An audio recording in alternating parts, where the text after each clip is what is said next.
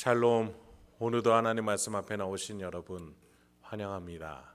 우리 함께 기도하겠습니다. 하나님, 오늘도 우리에게 귀한 말씀 주시니 감사합니다. 이 말씀으로 우리의 심령이 오늘도 하나님이 주시는 능력으로 살아갈 수 있도록 이 시간에 역사하여 주시옵소서. 예수님의 이름으로 기도했습니다. 아멘. 오늘 함께 살펴볼 말씀 히브리서 11장 1절에서 7절, 히브리서 11장 1절에서 7절까지 함께 살펴보도록 하겠습니다. 오늘도 성실하신 우리 아버지 하나님을 찬양합니다. 히브리서의 논조가 분위기가 많이 바뀌는 시점이 바로 오늘 우리가 살펴보는 11장에 들어와서입니다. 그런 점에 있어서 가장 첫 번째 절의 첫 단어가 눈에 띕니다. 바로 믿음입니다. 1절부터 2절까지 3절까지 한번 보겠습니다.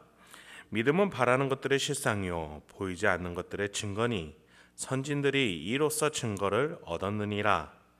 믿음으로 모든 세계가 하나님의 말씀으로 지어진 줄을 우리가 아나니 보이는 것은 나타난 것으로 말미암아 된 것이 아니니라. 믿음이란 단어를 가장 먼저 말합니다. 왜냐하면 믿음이 있는 것과 없는 것은 세상을 바라보는 기준 자체가 완전히 다르기 때문이에요. 그렇기 때문에 해석 또한 또 적용 또한 달라질 수밖에 없겠죠. 그런 점에서 히브리서 사도는 믿음의 눈으로 바라보고 해석하고 적용할 것을 권해주고 있습니다. 믿음의 눈을 가지고 있으면 내가 무언가 바라는 것에 대해서 확신하게 됩니다. 보이지 않는다 할지라도 그것이 사실인 것으로 여기고 행동하기 마련입니다. 세상에 그 어떤 아기도 자신의 어머니의 뱃속에서 태어난 것을 정확하게 확인하고 인지하고 자라나면서 이 사람이 내 엄마다라고 믿는 사람은 없습니다. 애초부터 맺어진 관계 속에서 생겨난 믿음을 가지고 그 믿음으로 확신하고 믿음으로 해석하는 것이죠. 어떤 명확한 사실을 인지하고서 엄마다라고 고백하는 것이 아니라 엄마와의 그 유대관계, 신뢰관계 속에서 이 분이 나의 어머니시구나, 나를 낳고 기르셨구나, 그리고 그거에 합당한 근거들 하나하나 마련하면서 더 확연한 믿음의 관계를 쌓아가는 것이죠. 사도는 이런 믿음의 원리가 유대인 선조로부터 내려온 영적인 원리라고 11장에서 여러 믿음의 선조들을 제시하면서 얘기를 해줍니다. 이 믿음을 가지고 우리가 그리스도께서 열어놓으신 영적인 길을 향해 하나님께로 나아가야 된다는 것이죠. 어머니로부터 나온 아기처럼 하나님의 말씀으로부터 모든 세계가 태어났음을 우리는 믿고 그 세계 속에 내가 있음을 확인하며 살아가는 겁니다. 지금 우리 눈에 보이는 것들은 눈에 보이는 나타나는 것이 아니라 보이지 않지만 역사하시는 하나님의 말씀으로 일어났다라는 것이지요. 4절부터 6절에서는 그 믿음의 눈으로 해석하고 적용하며 살았던 대표적인 두 사람이 나타납니다. 바로 아담의 아들 아벨과 또 죽지 않고 승천한 에녹이었어요.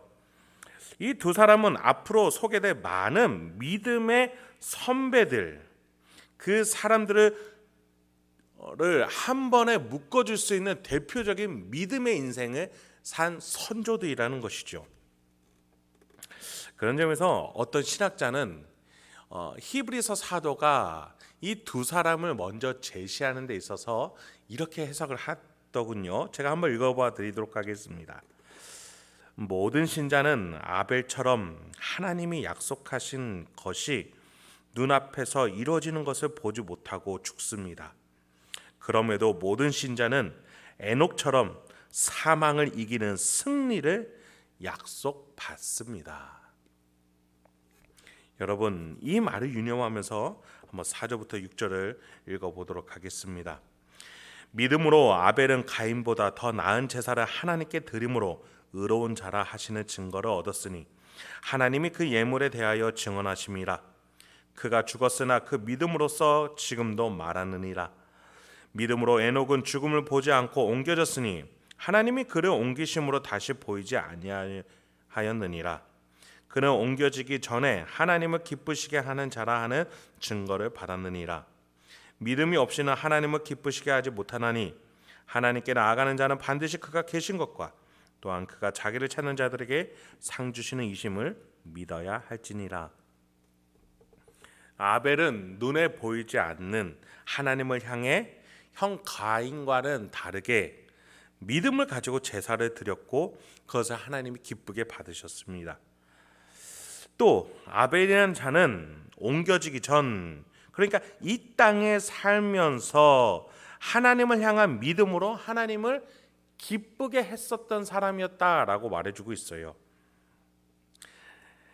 여러분, 이 두 사람의 인생이 잠시 묵상이 되는지 6절에서 사도는 이렇게 말해요. 눈에 보이지 않는 하나님을 향한 태도, 이 믿음이 얼마나 중요한지를 말이죠. 하나님을 기쁘시게 할 수 있는 것은 믿음이라고 말이죠. 아벨의 예배 생활이나 또 에녹의 일상 생활에서나 이 믿음을 가지고 나갔을 때 하나님이 그 믿음을 받으셨다라는 것이죠. 여러분, 예수님께서도 상산수훈에서 강조하신 것이 무엇입니까? 사람의 눈에 보이는 행함이 아니라 은밀하게 계시는, 그 누가 보지 않고 누가 인정해 주지 않더라도 은밀한 가운데 내 안에 계시는 하나님을 믿으면서 기도하고 구제하고 섬기는 인생에 대해서 예수님은 강조하지 않으셨습니까? 마지막으로 7절을 한번 살펴보도록 하겠습니다. 믿음으로 노아는 아직 보이지 않는 일에 경고하심을 받아 경외함으로 방주를 준비하여 그 집을 구원하였으니 이로 말미암아 세상을 정죄하고 믿음을 따르는 의의 상속자가 되었느니라. 노아 또한 하나님의 사역을 하는 데 있어서 자신이 경험해 보지 못한 길로 나아갔어요. 노아는 그때 당시 비라는 것을 본 적이 없었습니다. 그러니 홍수 또한, 이 홍수가 일어날 것이라는 메시지 또한 너무나도 믿기 힘든 일이었죠. 그러나 하나님께 순종했습니다. 보이지 않는 하나님이 말씀하셔요. 보이지 않는, 그가 경험해 보지 못했고 보지 못했던 일이 일어날 것이라는 그 말씀을 순종으로 받습니다. 그 믿음으로 나아갔을 때 그는 온 세계를 구원하는 두 번째 창조, 두 번째 이 지구의 시작으로서의 시조로서 노아가 사용받을 수 있게 되었던 것입니다. 그래서 히브리서 사도는 이렇게 말해요. 의의 상속자가 되었느니라. 여러분, 옳은 상속자래요. 의의 상속자, 옳은 상속자, 하나님의 상속자로서 마땅한 자라는 것이죠. 뭘 가지고 있는 사람이요? 믿음을 가지고 있는 사람이요. 여러분, 오늘 하루도 무엇을 믿으면서 어떤 방향으로 나아가고 계십니까? 우리 히브리서 사도가 계속해서 말했어요. 우리 위해서 역사하신 삼위일체 하나님의 놀라운 사역들, 그중에 예수 그리스도라는 그 대제사장, 그분을 믿으면서 열린 이 길을 걸어 나갔을 때에 우리는 마침내 믿음을 가지고 하나님과 동역자가 되어 의의 상속자가 될 줄 믿습니다. 오늘도 그 삼위 하나님과 함께 이 풍성하고 놀라운 영적인 원리들을 믿으면서 한 발걸음 한 발걸음 나아가신 저와 여러분 되길 소망합니다. 함께 기도하겠습니다. 하나님, 오늘도 우리에게 귀한 말씀 주시니 감사합니다. 이 말씀을 통해서 하나님 아버지 앞에 담대히 단번에 나아갈 수 있는 줄 믿습니다. 우리 심령 가운데 계시는 그 하나님과 만나며 오늘도 내가 이 세상을 향하여 담대하게 믿음을 가지고 하나님과 함께 하나님의 자녀다운 그 믿음의 관점을 가지고 해석하고 적용하며 결정하고 판단하러 나아갈 수 있는 우리 성도님들과 제가 될 수 있도록 주여 인도하여 주시옵소서. 우리의 인생으로 이 세상이 좀 더 밝아지고 좀 더 부패함이 사라지는 빛과 소금의 역할로 써여 주시옵소서. 예수님의 이름으로 기도했습니다. 아멘.